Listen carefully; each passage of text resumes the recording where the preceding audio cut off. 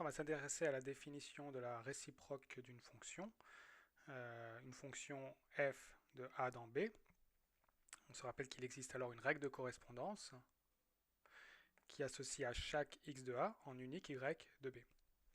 Le but, ce serait d'avoir une fonction réciproque qui fonctionne dans l'autre sens et donc qui prend des éléments de b, donc les images, et qui associe la préimage de ce nombre qui est dans b. Donc, dit autrement, on aimerait une fonction qu'on note f-1 qui va de l'ensemble des images de f dans l'ensemble de départ de A et qui associe à chaque y de B son unique préimage x éléments de A. Donc si on veut que la préimage soit unique, il nous faut une condition f doit être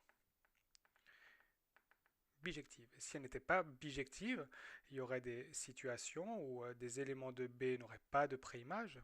Donc ici, f-1 pour certains éléments ne pourrait pas donner une valeur dans A, ce qui pose problème, car elle doit toujours renvoyer une valeur. Et l'autre problème, c'est qu'on aurait des éléments de B qui pourraient peut-être avoir deux préimages. Et alors f-1 ne pourrait pas envoyer sur deux nombres le nombre qu'on lui donne. Donc f doit être bien bijective. Plus formellement, f-1 est la réciproque de f, alors on n'aura que f de x donne y, si et seulement si f-1 de y donne x pour tout x élément de A et y élément de B. Donc une image par f de x devient une préimage par f-1 de x. On va regarder qu'est-ce qui se passe quand on voudrait tracer ces fonctions-là, les représenter graphiquement.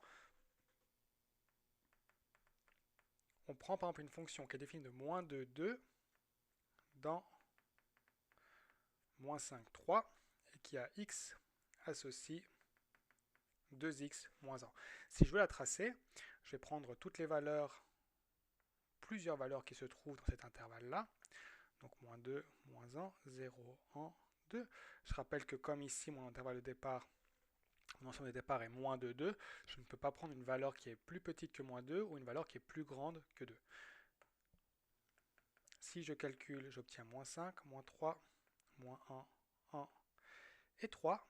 Et je vais pouvoir représenter graphiquement cette fonction-là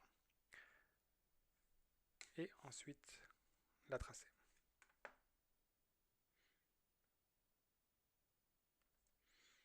Ça c'est f. f-1 a la particularité d'associer à moins 5 le nombre moins 2. On retrouve la préimage à partir de l'image.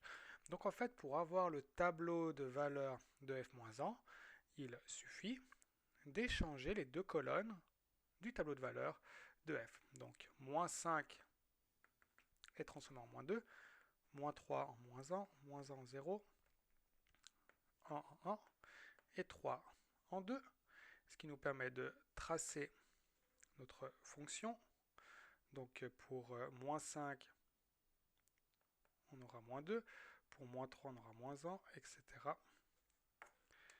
Et on obtient donc cette fonction f-1. On voit que f-1 prend des valeurs entre moins 5 et 3, puisque les images de f prenaient des valeurs entre moins 5 et 3. Et les images de f-1 sont entre 2 et moins 2, parce que les préimages de f étaient entre 2 et moins 2. Maintenant, qu'est-ce qu'on peut remarquer? On remarque que si on fait f de moins 2, on obtient moins 5. Et si on fait f moins 1 de moins 5, on obtient moins 2. Ce qui veut dire que si on les compose à la suite, si on fait par exemple f moins 1 rond f de moins 5, on va d'abord calculer f de moins 5, de moins 2 plutôt. On va d'abord calculer f de moins 2 qui donne moins 5, et ensuite on va appliquer f moins 1 à moins 5, et on réobtient moins 2. De la même façon, si on fait f de 0, ça donne moins 1, et f moins 1 de moins 1, ça donne 0.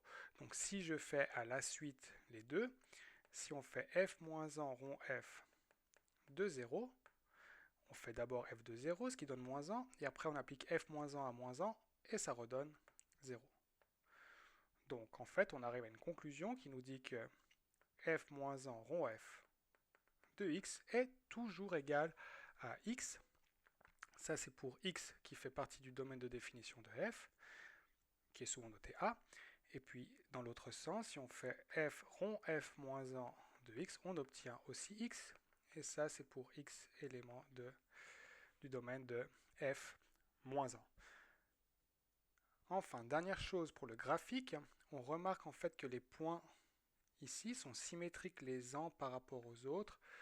Ils sont symétriques par rapport à cette droite qu'on appelle la droite identité qui passe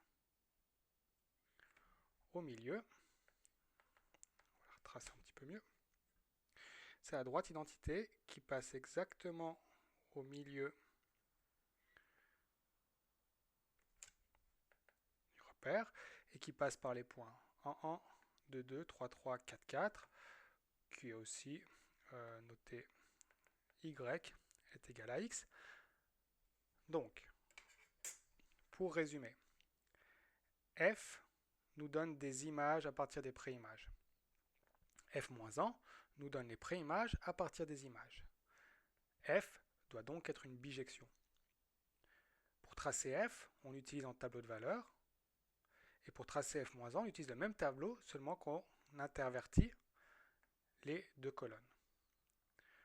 Graphiquement, les graphes qui représentent f et f-1 sont toujours symétriques par rapport à la droite identité, qui est cette droite ici.